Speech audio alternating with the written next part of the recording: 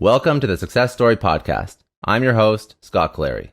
On this podcast, I have candid interviews with execs, celebrities, politicians, and other notable figures, all who have achieved success through both wins and losses, to learn more about their life, their ideas, and their insights. I sit down with leaders and mentors and unpack their story to help pass those lessons on to others through both experiences and tactical strategy for business professionals, entrepreneurs, and everyone in between. Without further ado, another episode of the Success Story Podcast. Thanks again for joining me. I am sitting down with Josh Taekman, who is the founder of EBoost, the industry leader of clean fuel for a better you. So these are products including the line of super fuel beverages and powder that are natural and non-GMO. Now, EBoost is a powerful, Josh, not EBoost. Josh is a powerful innovator in brand marketing and business development with a specialty in music, entertainment, and consumer-facing products. He's made a career working with talent, brands, agencies, proprietary sides of the industry. Josh was the vice president of marketing for Bad Boy Entertainment, where he co-founded Bad Boy Marketing and enjoyed unprecedented runs, creating multi-million-dollar enterprises at the cross-section of music, fashion, technology, and social good. Taekman then co-founded a marketing linchpin Buzztone agency, where as president, he was responsible for all business development and leadership, building the company to 30 plus employees and over 15 million in annual revenue clients. Now let's speak about what he's working on now. So, career-long marketer, executive, he's now building out his own thing, recognizing the gap in the $25 billion nutrition and supplement category. He's created EBoost, and this was first started in 2008. It's grown into a dynamic wellness brand with performance products, including super powders, pre-workout, BCAAs for the active consumer who wants to feel great, do more. In 2018, Taekman partnered with the founders of Arizona Beverages, created EBoost Super Fuel, first of its kind natural energy, recovery, ready-to-drink beverage fortified nootropics with nootropics, vitamins, minerals, electrolytes, and other key nutrients named Best New Product of 2019 by BevNet. Josh, you've done a hell of a lot of stuff over your career. Super impressive. Thank you for sitting down. I'm excited to sort of unpack how you went from, entertainment to now you're working in nutrition, building out your own very successful business. So, tell me your story. What's the origin story of Josh Taekman? Well, thank you. I appreciate it. I don't know. It's been an interesting road for sure, particularly from where I'm from. I grew up in Northern California in a small little suburb outside of San Francisco. I went to school out at University of Arizona. I migrated to Los Angeles after University of Arizona, but in college I did a lot of nightclub promotions and kind of like event planning. So I kind of got my taste in the fusion between entertainment and music and bringing people together. So my goal was always to be in the music industry just because I love the culture. I love the lifestyle. For whatever reason, I fell in love with urban music at a young age. And at a young age, I was going to concerts I probably shouldn't have been going to at the Oakland Coliseum and putting myself in situations that most 11-year-olds wouldn't do. But I was very naive about it. Pretty damn young. Yeah. Was taking Bart to go to these Fresh festivals. And, the Houdini, LL Cool J, all these great old school, well, LL's not that old school. He was young at the time, and Run DMC and in the middle of, Oakland. And we would go with my friend's older sister's boyfriend would take us, who was like 17. And he was also into the music, but he lived in a different city in a town called Livermore. So it was definitely a little bit more multicultural than Danville, where I grew up. But I just fell in love with it. And, so I got exposed to it at a fairly early age, and it kind of stuck with me. So when I went to University of Arizona, I thought there was an opportunity to kind of bring that music and culture to the nightlife. And that's how I got started doing parties and events and clubs. And then when I moved to Los Angeles, I started doing production work on, music videos and commercials and things like that. But my goal was always to get the music industry. So I started an internship at a record label, an urban record label called Tough Break. Which was great, except for I didn't get paid. I think I got free lunch every Friday and occasionally, free snacks in the office. But for whatever reason, I loved it. I still had to do production work on the side to be able to pay my bills. But just being in that environment, in that old office, the type of people that were associated with the music industry, it just really, it got me fired up and got me really really excited. So that was my passion point. And when I lived in LA,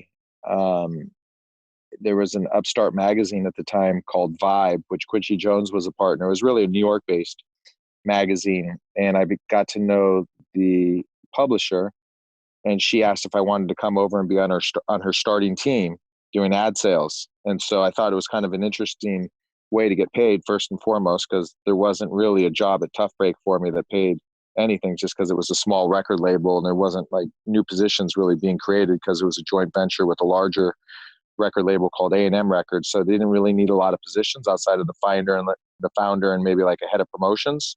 So there was not what you call a lot of growth opportunity there.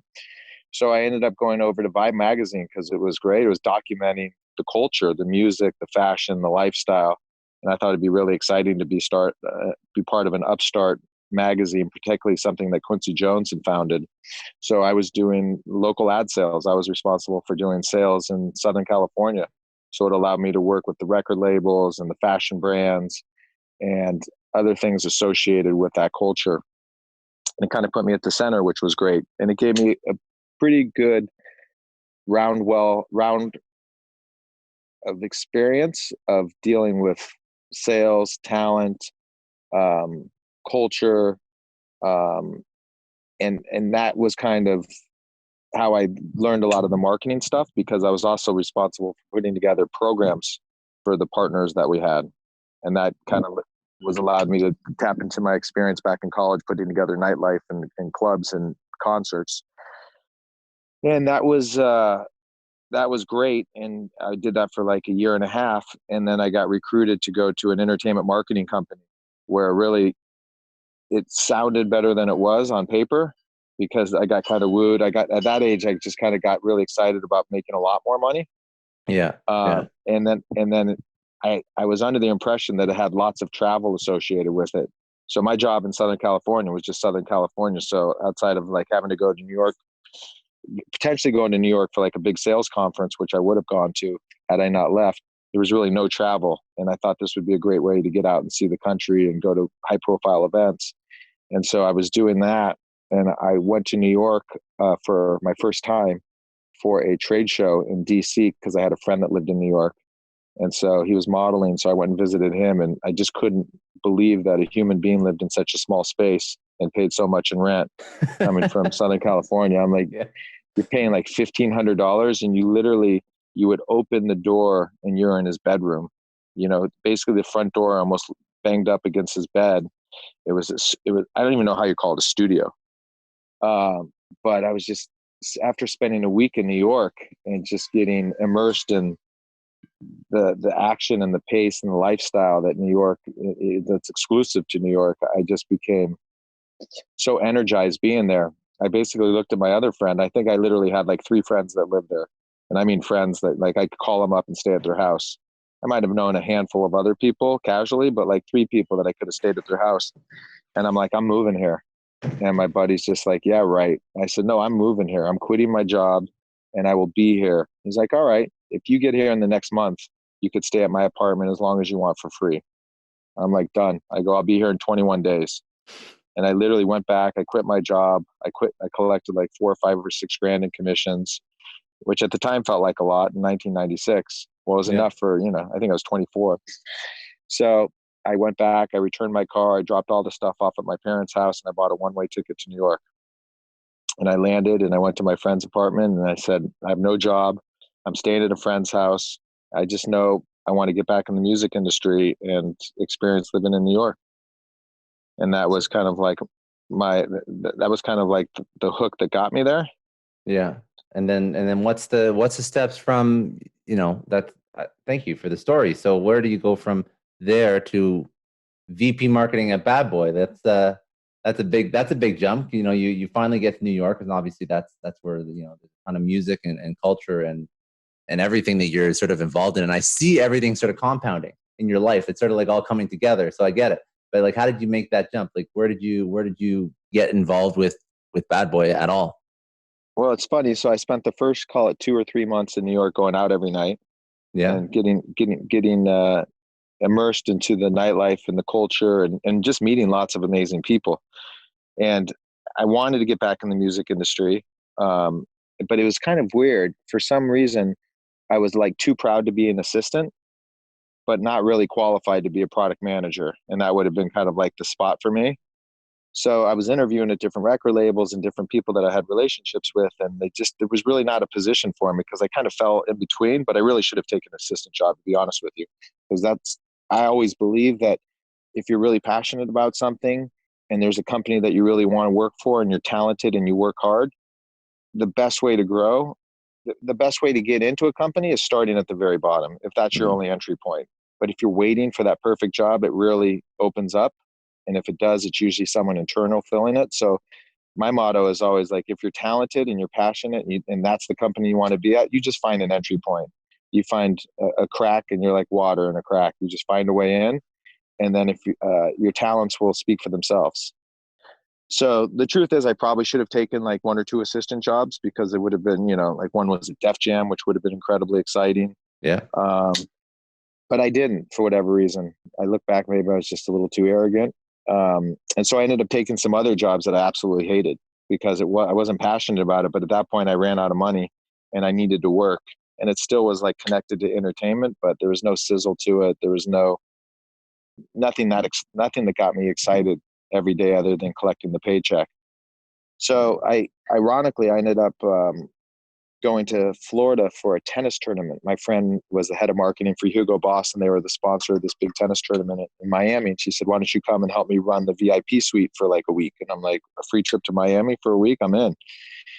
And so I did that. And while I was there, actually, Evan Forster, the guy that owned Tough Break, I saw him at the Delano Hotel, and he's like, I'm here. I'm like, oh, come to the tennis tournament. I got tickets for you and a suite and the whole thing. He's like, great. And he's like, I need 4 tickets. I'm going to bring my buddy Jeff and some other people. So we brought what was going to be the new president of Bad Boy. And so I met this guy, Jeff Burrows, lightly met him, hung out for like a hot minute. And in the back of my mind, I'm like, that's the company I want to work at.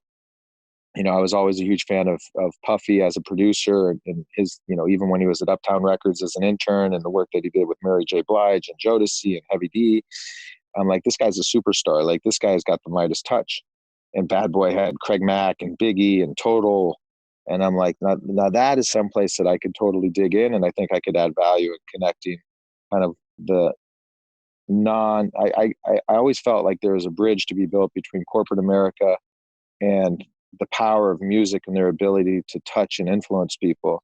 And I'm like, I could be that bridge in terms of like bringing advertising, marketing, sponsorship, endorsement type deals to this culture, because at the time there was not a lot of bridges and a lot of ways to authentically tap into the talent and the lifestyle for these brands, whether it's the Pepsis of the world. I mean, they always did like Michael Jackson and stuff like that at a super high level, but they were never really grounded at kind of the ground floor of the community and the culture and the lifestyle. So I just felt like there was this really immersive opportunity. And there was another guy at Loud Records, Steve Rifkin, that was doing it. So to be honest, he really created the blueprint. And I'm like, well, if he's doing it successfully, imagine being able to say, doing it alongside Puffy, who I think will become a household name. And so sure enough, I went back to New York and I cold called Jeff and I pitched him on the idea of building a marketing agency within Bad Boy. And he got it because, there was already an example, a proof point with what Steve was doing. And he was doing a really great job at it, getting, Mountain Dew and Levi's and some big brands. And it was kind of mesmerizing the industry and how he was thinking outside the box to create marketing, to deliver non-traditional marketing dollars to help market the urban artists. And so that was kind of at the epicenter of the idea. So I put together, my version of a business plan for Jeff. And he's like, well, put it together and we'll sit with Puffy and take him through it. And I'm like, great. I've never met Puffy, of course. And sure enough, I call Jeff and I go back and we meet with Puffy and I take him through all the stuff. And at the very bottom, he's like, yeah. He's like, yeah, I thought about doing this too. Yeah, this is great. And at the very bottom, I put like $2,000 just to show like I'm all in. Like I just need enough to like cover my rent or get a bagel or maybe even a bottle of water here and there or a subway pass. And he looked at me, he goes, you want me to pay you $2,000? And I thought he was going to laugh. Like, come on, man, how are you going to live on $2,000 in New York City?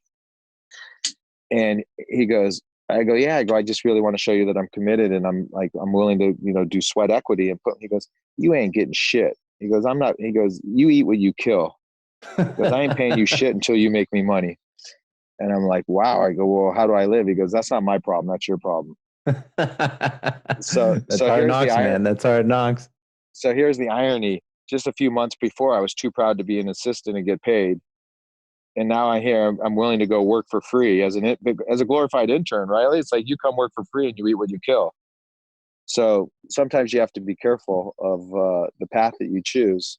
So I said, fine. I thought about it and I said, just give me a desk and a phone. If I need Jeff to come on a meeting, I need him to come. It just felt like it felt like a challenge that I was willing to accept because I knew that if I could get inside the walls or the doors, and by the way, at the doors, they were like armed security guards that you had to get by every day to get into the office. It was that was a whole nother experience. I said, I just need to get a foot in the door, and then from there I could just find my way. And so that's what I did. I started in the mailroom, not getting paid $1, and started as I hate to say it, but a glorified intern as a 24, 25-year-old guy in 1996. So how was it? You worked your way up through Bad Boy, and what does the end result at Bad Boy look like when you're running VP marketing? Like this is something that you sort of grew with throughout your career. So Yeah. Walk me through what the day in the life of VP marketing at Bad Boy is like, because I want to learn some of those lessons that you learned. Yeah, so it was great. So it was kind of like I would say it was a non-traditional VP of marketing position because I was really I was not really putting together, call it the day-to-day marketing plans for the artists in terms of like their media tours, their promotional schedules, their photo shoots. Like I was doing much more of the business development and branding and marketing. Mm-hmm. So I would say I was much more of a business development role. And then my job it also carried over to the marketing agency that we created together. And so my job was to go get outside dollars to come in. So whether it's like getting Pepsi to be the sponsor of his tour or do marketing programs for films that were getting released, or like Foot Locker, I got a huge budget and basically produced a commercial with the talent, brought in the directors. So I was just using our platform to go out and attract outside dollars to provide different services for them or provide certain access. Ironically, one of the clients that we had at the time was St. Ides, and St. Ides was really well known in the inner cities, but like the hardcore hip hop heads, like it was a big deal to do a St. Ides campaign. I think Ice Cube might have started it, Snoop did it.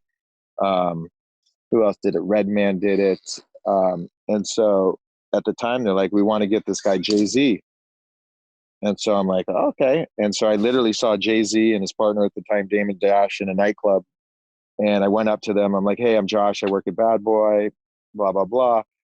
And he's like, all right. And they're actually really kind to me. And I said, hey, I'm working with St. Ides and they want you to do a radio spot, a TV spot for them. He's like, nah, man, I don't do that. Go get me Cristal. And I go, well, unfortunately, I don't have Cristal. I said, but I have St. Ides. And I said, listen, it's for the inner city. Biggie did it. Ice Cube did it. Snoop did it.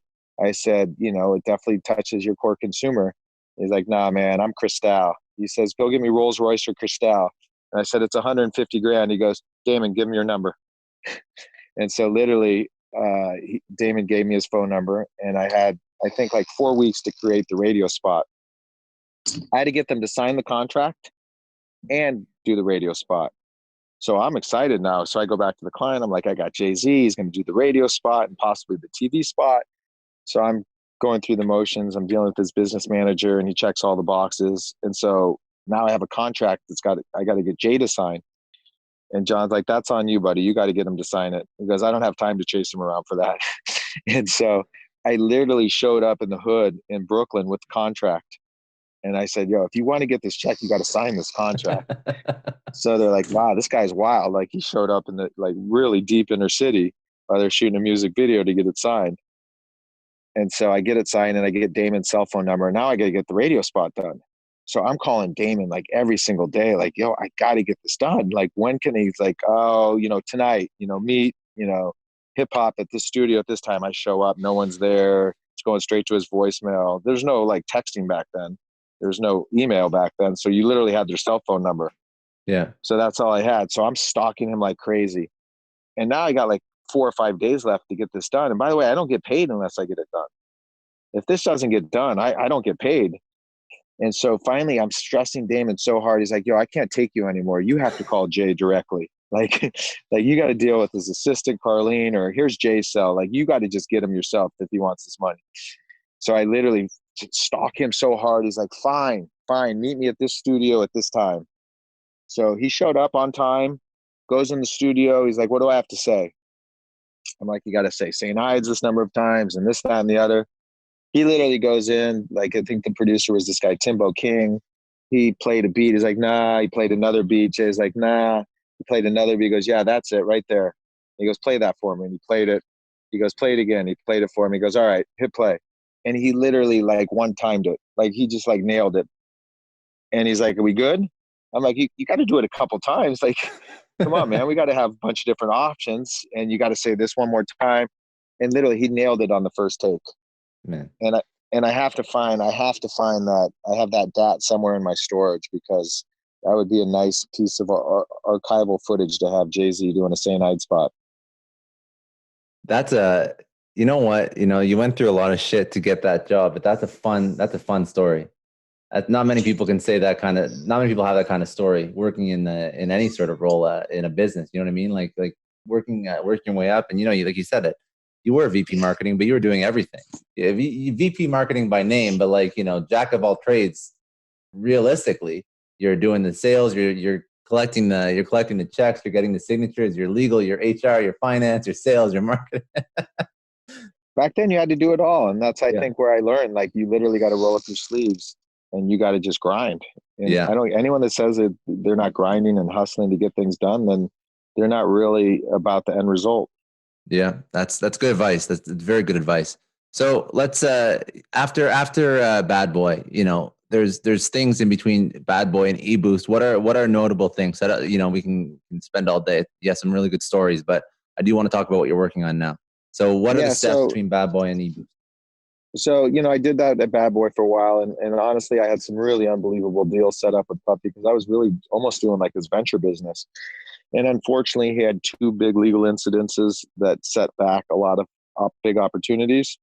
There was a situation where he got a very public felony from a fight with another record executive.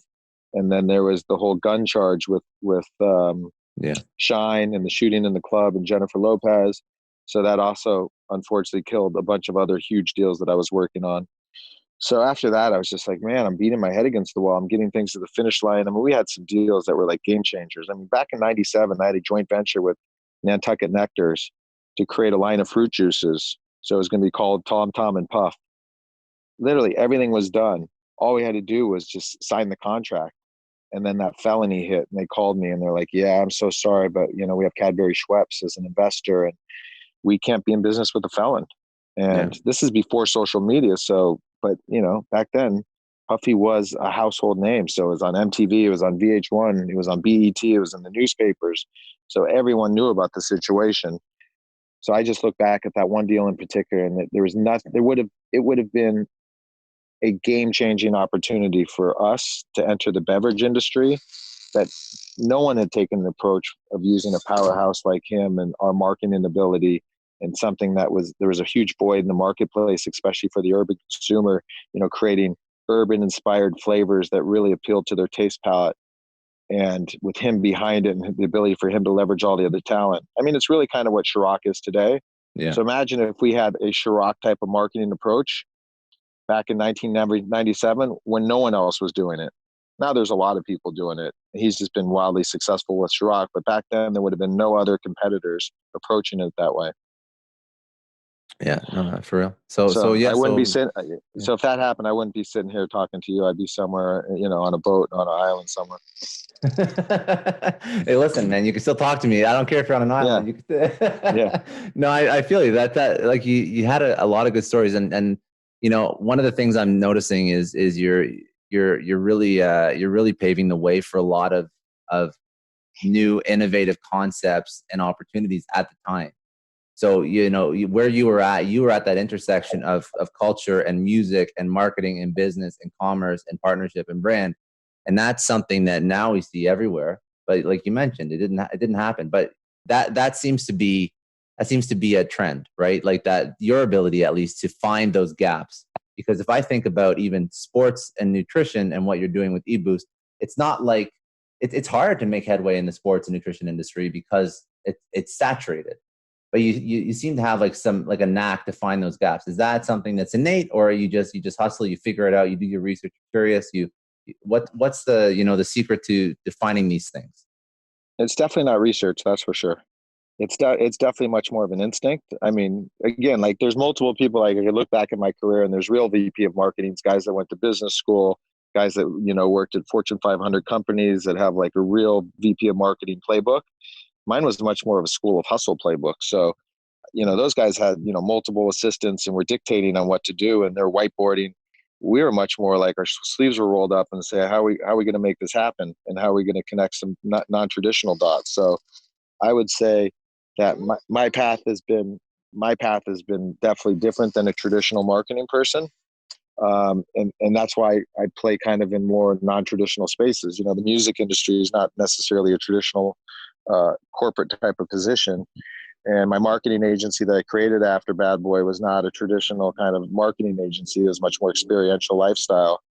And how I built EBoost as a brand, which much more of a lifestyle approach than how I see other people that are going out and raising big money and doing a much more traditional push. And do you think that, no, I didn't mean to interrupt. I was just going to ask, you think that the non-traditional, I guess, upbringing in marketing has allowed you to be more successful with some of the things you've launched? I mean, I don't know if the words more successful is right. I think it's allowed me to take a different approach and to build a different type of brand with a different type of personality. I think if I had a more balance of some of that other stuff, I probably could scale business quicker. So I'm definitely not saying having a real traditional kind of like business, MBA type of approach with proper funding and resources. I'd probably be in a different place today if I did a little bit more of a hybrid model. Unfortunately, I've kind of done it in a very bootstrap way. So it's been a much longer path than others have taken. So, like I say, this is going to be the greatest 13-year overnight success in history. So let's talk about the 13-year overnight success. So how did you, or why EBoost? Why nutrition? Why is that something that you wanted to go into? What's the goal? I can't say that I ever really wanted to go into it. It was never like a lifelong journey or passion. I owned a marketing agency called Buzztone. And, again, like I said, we worked with a lot of brands and products, and our job was to do experiential marketing and connect a lot of unique dots to, help build brand or awareness or trial. And I never really even took vitamins. I took like Baraka when I was hungover, or, sometime in the day if I needed like a little extra lift. I never really drank Red Bull unless it was with vodka a handful of times, but then I felt horrible the next day. And I always felt like I needed like a lift of energy, but I could never find a clean source. So I just kind of stayed away from it. I had tried a few pre-workouts. I thought I was going to have a heart attack. Mm-hmm. I worked out every single day. I didn't drink coffee. So I was never like a caffeine junkie, but I was, when you live in New York, you live a hard life. You really, I would leave my house at 7 a.m, and I wouldn't come home sometimes till 3 or 4, because you go right to the gym, right to the office, right from the office to dinner, then right from dinner to out. And that was like 5 or 6 nights a week, especially being in the music industry. And that was kind of like New York back in the late 90s. It was like on fire in the early 2000s. Like there's just a lot of stuff to always do. And if you're in the middle of it, that's just kind of the day-to-day life that you're living. Yeah. Yeah. And then, so I, in the back of my mind, I was always like, why is there not a product that I could take every day that would give me like that healthy lift of energy, those essential vitamins and minerals that I'm sure I'm missing every single day? That's not Red Bull, that's not Monster, that's not Rockstar, that's not one of these cracked out pre-workouts. And so I had a supplement, a guy that owned a big supplement company approached me about creating us helping him market a brand that he had created, targeting kind of the urban market and consumer. And it was just horrible. The packaging was horrible. The name was horrible. His ideas were horrible. The product tasted like shit. Like everything he brought was horrible. It made no sense whatsoever. I just said, this will be failure or get. And I'm like, you know what? If you really want to do it, I did think, back then, and this is pre-social media, there was only a handful of news outlets that really was able to be the broadcast and dictate kind of culture to pop culture. And that was, MTV at its heyday, BET to some degree, all the magazines, the People's, the Us Weeklies, all that stuff. So there weren't really a ton of channels to get a message out there. And if you were living on those channels in a pervasive way, then you had major influence. So if you think about that era of a time, like in the late 90s era, 2000, like hip hop dominated everything. Hip hop was the new rock and roll. So if you were a successful hip hop artist, you had a platform to build a brand. And Puffy was the pioneer in that. Well, I take that back. Run DMC was the pioneer in that with Adidas. Puffy took that and put it on steroids. We did that with Sean John, which I was there from day one with Sean John. It's actually my friend's signature. But I just saw it and I always looked at Puffy. I'm like, you're a brand builder. Like you can create brands from scratch because you have so much influence over media that you don't have to pay for. So when this guy was approaching the idea of doing something for this market, I said, well, why don't we just go partner with this kid 50 Cent? He's got a whole brand called and movement called G Unit. He launched a Reebok sneaker and it's wildly successful. He launched a clothing line and it's wildly successful. He's relevant. He's ripped. I said he's business savvy. He's fitness savvy. So I approached his manager and I said, do you think 50 would want to do G Unit supplements? And he's like, I know he would. And this is even before vitamin water. And so we literally had a deal done with 50 to do G Unit supplements. And it just didn't get across the finish line because there was one last meeting that had to take place on a Friday and he was leaving on Saturday for Europe for 3 months. And of course he was not able to make it to the meeting. He thought he could just call in, and that never really works in the real corporate world. And partners that are, they want to know that you're equally as invested and as excited about the partnership. So unfortunately that fell to the wayside. And that was really what led to the creation of EBoost. And that was you just basically taking the concept that was going to go and then just running with it. No, actually it wasn't. It was actually me having lunch on a Monday, that Monday with my best friend and just commiserating. Once again, I get to like the finish line and had this amazing joint venture set up. And like the idea was definitely ahead of its time. And he's just like, wow, that just sucks. He goes, well, why don't you just, what about and he started coming up with the idea. So it was really his idea. He's like, there's no clean, healthy products. And so we just started building on that idea. And we're like, well, imagine if there was like a Baraka meets Emergency met like a clean, healthy Red Bull in a powder that you could take every day and it actually tasted good and worked. We're like, well, shit, we would take that every day. We don't, even if we just built it for ourselves, my guess is there's a lot of people like us that would want to take it. Yeah. Yeah. And so we're our own little focus group of two. But your instincts are, if you make something that makes you feel great and do more, people are going to want it. And so that was really the impetus of the idea. And I go, well, shit, my guy Mel can do it. He can make the product. And he was the guy I was going to do the deal with 50 with. And sure enough, went back to Mel, pitched him the idea, and he loved it. He's like, great, let's do it. We'll partner. I mean, really amazing human being.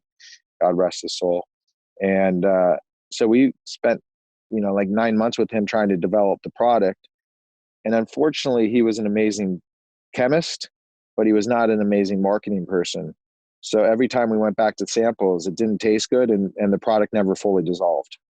So it was like the last time we went to go see him and get a sample that he thought was really great, it had floating particles because we were trying to do a tablet and we wanted it like Baraka just violently dissolve like Alka-Seltzer. And so after 2.5 minutes, there's these floating particles. I'm like, Mel, and he's hitting it with a spoon. He's like, oh, it's fine. It's fine. No one will care. I'm like, perception is reality. And you want to look good, you want to taste good, and you want to feel good. I said, this doesn't look good. This doesn't taste good. And even if I feel good, you've already lost me on the taste and the look. So I was a little depressed. I'm like, God, spent all that time. I thought it was a really cool idea. I thought it'd be really fun. And I owned my marketing agency at the time. So it was kind of like off the side of my desk passion project, as opposed to like me stopping everything and just focused on it. And then my best friend introduced me to a guy out in New Jersey that's what he does. He's got one of the largest contract manufacturer. So we went out and saw him, and he just got it. I mean, this guy's amazing. He's bigger than life personality. He's like, "Oh, come back in 2 days. I'll have a sample for you." Sure enough, go back in 2 days. And I'm like, this is great. The only thing about the sample he made for us, he used sucralose. And we were like, no, we have to use natural sweeteners. We do not want any artificial ingredients. We want it to be natural. We want it to be clean. He's like, nobody cares. Trust me, nobody cares. I'm like, we care. Like, that's what we want. I said, even if it's a small business, like, we want to make sure that's something that we can drink every day and we feel proud about. He's like, you don't get it. Nobody cares. You want it to taste great, use sucralose. I'm like, sucralose is disgusting. Like, I don't drink soft drinks. So why would I choose to drink something in a drink that I'm going to go out there and promote if I can't feel comfortable with it myself? And the truth is, he was right in the sense that nobody cared. Nobody gave a shit. So we created a more expensive product that tastes good, but didn't taste as good as if it had sucralose. But we were proud, and that's what we wanted to do. So we stuck to our morals and we stuck to our guns. But we'd probably be in a different place today if we would have listened to him with using sucralose and just tried to go mainstream and get our costs down. You're not doing so bad. What, you got 4,000 locations, you're multi-million revenue. It's not so bad. So we're all right. Trust me, I'm far from proud from where, I mean, I'm proud of the brand, but we could be in a whole different place if I would have made some different decisions along the way. But yeah, that's being an entrepreneur. That's figuring it out. You know what I mean? That is what life is. Yep. I'm not pounding my chest. I'm proud of the brand, and I'm proud of what we've done with how little resource and what a small team we are. But no, are we nowhere near the finish line? Am I claiming victory? So lessons learned as an entrepreneur. This is the first time you've truly built something, I guess. Well, the marketing agency, yes. Marketing agency is it's not like a widget. It's not like it's not the same type of entrepreneurial venture where you have to figure out supply chain, you have to figure out profit margin, that kind of thing. So how did you lessons learned from building EBoost? What are some? I think you got to be laser focused on revenue, right? I was laser focused on promotion. I love giving the shit out. Like me, I was like a street marketer. Like, I was just as excited about walking around and giving the product to people and make sure they drank it and see how they liked it. If I spent more time focusing on just generating revenue and less time just giving away free product, I'd probably be in a different place. So, but I was so proud of the product, and I was just so enamored with like how it made me feel. And I'm like, God, everyone else, hopefully they have the same experience as I do. So I would just like send free product out to all my friends and send it all over. And I'd go to all the Super Bowls and the All-Star games, but I had no distribution. I mean, we were a little too expensive to be in mainstream grocery store, and we didn't have any marketing money. I mean, it was all funded through friends and family. So we always just had enough to like have one or two people, including me, on staff at like a fraction of a salary, to make enough product and have a website to give away a bunch of stuff. And then we had nice little online business at the time. And then we were building up all these kind of non-traditional retail stores, like hotels, like all the W hotels, which was our first client. So we had great distribution in hotels, and then we were in like Northeast Whole Foods and SoCal Whole Foods and Sprouts and Lifetime Fitness. So we had these cool kind of like natural specialty channels, but in the real world, there was no distribution. Equinox, W Hotel, Whole Foods, but the perception is we were everywhere. We're on Virgin America. So we did a great job marketing the brand from an awareness point, particularly if you lived in New York and LA, but there was really nowhere to find the brand. So if I look backwards, I would have been way more laser focused on finding a channel that I could scale. So I always was enamored with D2C, and I should have just really focused on being an early mover in the D2C space. And we were early on Amazon, and I thought I had the right resource at the time to manage our Amazon business. Who was an ex-Amazon buyer for the category, and he was leaving to start an agency because he really understood, how to pull all the levers at Amazon. And at the time he was starting an agency, and his whole platform for his agency was, we build a custom shopping cart, and then we manage all your activities on Amazon. fast forward, the guy went to build like a $1 billion marketing agency. He just happened to unfortunately be one of his first clients, and we were his beta test for the concept of a shopping cart, and it was just buggy, so it didn't go well. So it was like 8 months of kind of wasted time and energy. But had I really went and found another just Amazon exclusive agency that really understood the inner workings of Amazon, we could have really been kind of come up in first in search if we had focused on that. So I think between that and just spending money in digital marketing and direct to consumer sales, and then support it with like the right specialty accounts and natural food stores, I think we could have been we had all of the makings to be a great direct to consumer brand. But now you've sort of learned those lessons as you've grown. Like, being an entrepreneur is not easy. It's not like you have these, you don't know this stuff. You don't know what you don't know. Right. So you have to sort of roll with the punches, and you've done it. You kept your head above water in a big way, right? In a very good way. So what are the next steps for the brand as you want to scale it out? Well, I say the best thing that we did, I think we had to go through all those years of pain and suffering, because the perception is we were always way bigger than we were. So like to you, it's like, oh, wildly successful. We were on gas fumes. We were hand to mouth. So, everyone else thought like, oh my God, like even like perception is reality, right? So it helps. Well, it doesn't always help. We had one of those frivolous class action lawsuits where a guy bought our product, and then on the very back of our package it said like boost your immunity. And then these class action lawsuits where they go and they find like a stupid study, and there was a study by Harvard that was based on an AIDS patient, and that somewhere within there it said you can't boost your immunity, and it was totally related to this case study, and it wasn't about overall really boosting your immunity.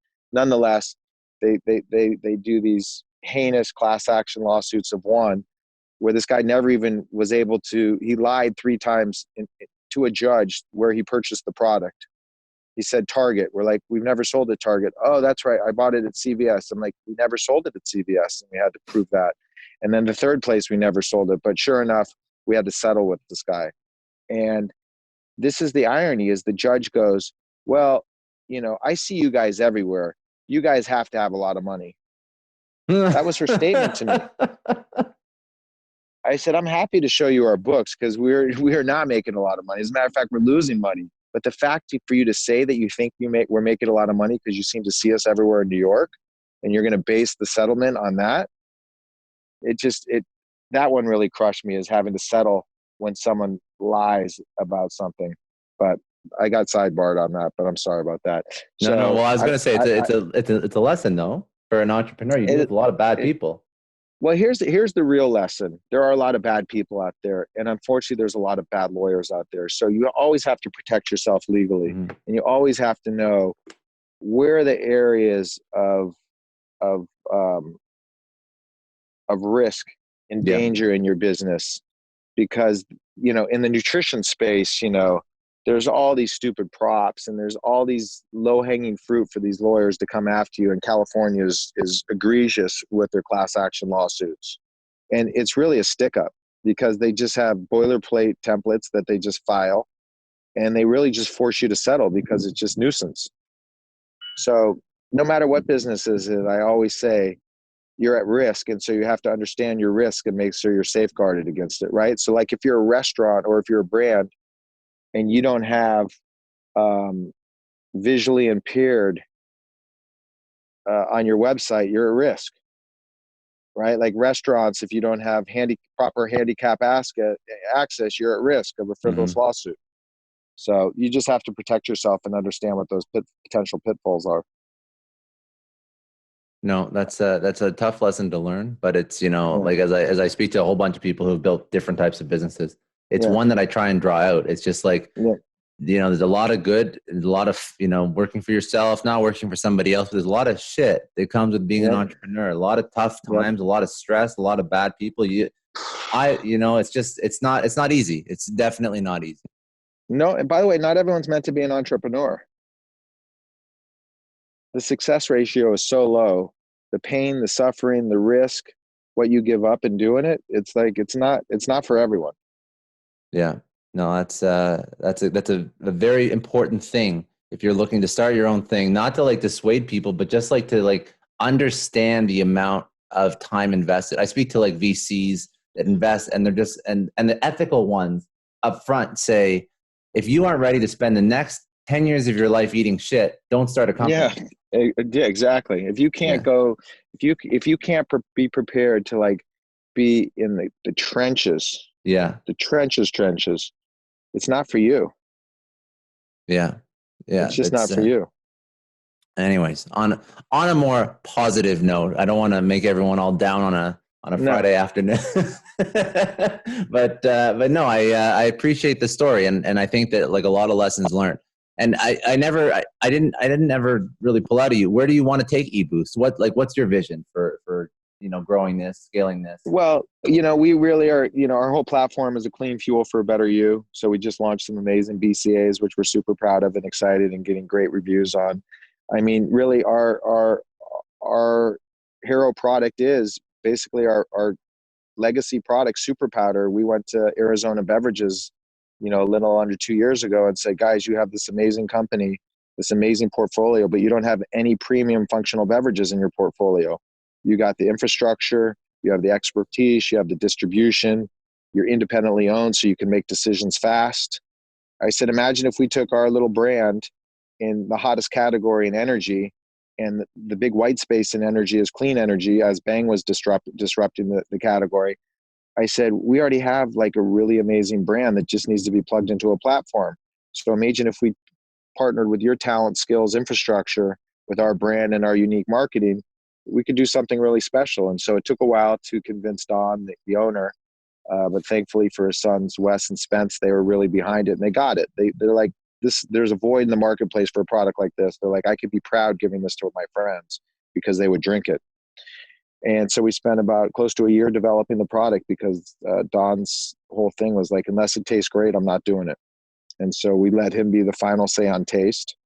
And he's got probably the best taste buds in the world, because he makes the most delicious drinks. So, but he also works with an amazing flavoring house that he's worked with for 25 years. So they're able to sprinkle their secret sauce and make our drink taste amazingly good. Keep the sugar super low. It's like 1 gram of sugar, 2 grams of sugar. All the calories are either 10, 15, or 20. It's got 12 vitamins and minerals. It's natural. It's clean. It's non-GMO. It gives you healthy lift of energy. It's got focus, electrolytes. I mean, it's really kind of like, it's much more than just energy. Energy is one of the components, but the taste is phenomenal, and how you feel after you take it. Yeah. So I'm assuming that, like, when you say clean energy, you mean like there's no crash. You don't feel like shit for the afternoon. No. I say I warn people, I'm like, only drink this if you want to feel great and do more. It's a good tagline. You're a good marketer. Yeah, if you don't want to feel great and do more, I'd highly recommend you not to drink this product. I love it. I wanted to tee it up with like just a couple like rapid fire. But before I move off, we covered a whole bunch about your career, about some of the things you've experienced. EBoost. Was there anything that we didn't speak on that you wanted to talk about? No, I think that we covered a lot of the points. Like I said, we're super excited about the can, because that allows us to really scale and go mainstream. We've never really had any products that could live in FD&M, like in mass accounts. We'll be launching in Target in August and CVS in August. So super excited about that. We just launched an AM/PM, and we really created a product for a dual gender audience, and that's really hard to do. I can't say that we designed that by nature, but just through our natural product development, it's a product that appeals to men and women, and that's really hard to build a brand that can appeal to both and kind of have success. So that's what's I'm proud of and excited about, and where we're going with Arizona Beverages. We're just launching in Southern California, so super excited about that. And we have opportunity for new flavor that we're finalizing that we'll be launching in the next couple months, and then some potential product extensions. Very exciting. I love that you even pointed that out, because I just went over to your website, and I've always wondered that too. Like in the fitness and health industry, it seems like everything is like very much tailored to male, female, pinks and whites versus reds and blacks, or blues and blacks. I don't really understand why that is, but I do know that like when I go to your website, it seems like it's just like a really good, modern looking, clean design, and it's a nice. I really don't want to be too like promotional about it, but like you're listening, go check it out yourself. You'll see what I mean. It's like, it's a very clean looking website. And I think that's a nice feel. It doesn't really make anybody feel like they're left out. And that's a marketing lesson. True. I don't know if you mentioned it just sort of happened like that, but I think double down on that. That's a really important thing to have. And I think that the polarizing is not a good thing. No, I think that's just like the personality of our company and the people that work there. And again, we just kind of use our own instincts, and which drives a lot of the stuff. And we kind of like create the company for ourselves in a weird way. So we're not so heavily focused on metrics and audience. We're just like, this is our community, and we kind of have a sense of their tastes. And we think this is reflective of those tastes. But we have actually a new website that we'll be launching hopefully in the next month, which I think you'll really love. So I challenge everyone to go to our current website, EBoost.com, and then come back in 30 days and give me what you think of the comparison between the two. Yeah, no, I'm excited to see it because I'm a marketer at heart. So I love when people put together a clean website, like nice UI. It looks really, really good. But let's see what you're rolling out. It should be interesting, especially if it's like very intrinsically motivated, like you said, like your team is the community, it's like a family. Yeah. Yep. Yeah, very good. Okay, rapid fire just to end up. Life lesson questions, because I like to bring out some people that have had some measure of success. The first question would be, what is one lesson that you would tell your younger self that would help you get to where you are a little bit quicker or a little bit easier? Focus. Find an area that you could scale and be successful, and put blinders on. I always think that we all get distracted by shiny objects, and I'm the king of getting distracted. If you're just Steve Jobs and you're just laser focused on one thing and making it the absolute best it can be, I think that's a lesson that should apply to everything. Very good. And second one, a resource that you've gone to learn something, a book, podcast, person, Audible, doesn't matter. What's a good place for people to go? I kind of always go back in principle to like Tony Robbins, because just his philosophy on everything. And I think his philosophy on life and how you approach challenges. He just basically just says you're responsible for your own success. You can't blame anyone else but yourself. So if there's a problem, it's like, I don't spend a lot of time dwelling on the problem. I spend more time focusing on the solution. And he kind of inspired that. I've always kind of lived by it, but the way he says it, it just is like a powerful mantra of mine. It's like, guys, the solution is here. You're spending 20 minutes talking about the problem. Yeah. That time could have been spent on getting us around the speed bumps. So, and I just think that if you can't solve problems in life, it applies to your personal life, your business life, to everything. That's just a natural skill set that has intrinsic value across every area of your life. Yeah, very well said.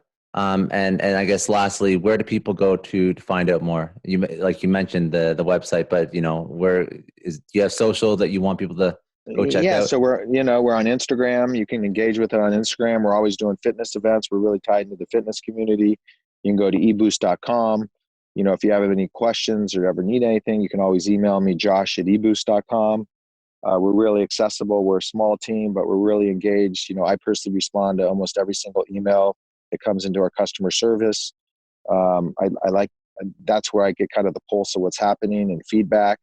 So we're very accessible. We're very open. Our goal is just to get our product, get people to try it. And we think that, because of that, they'll embrace it. We're actually got a TV spot coming out in a couple of weeks. We're testing some TV, so it'll be interesting to see how that does. You should go through your old Rolodex, get some of your old clients to start pushing this. I know. I got to get better at that. I was shameless for a long time. I just think I'm getting older. That's all for today. Thanks again for joining me on another episode of the Success Story Podcast. You can download or stream this podcast wherever podcasts are available, including iTunes, Spotify, Google, Stitcher, iHeartRadio, and many others. You can also watch this podcast on YouTube. If you haven't already, please subscribe and share this podcast with your friends, family, coworkers, and peers. Please leave us a rating on iTunes. It takes about 30 seconds, as it allows other people to find our podcast and lets our amazing guests reach even more people with their message. And remember, any rating is fine as long as it contains 5 stars. I'm Scott Clary from the Success Story Podcast, signing off.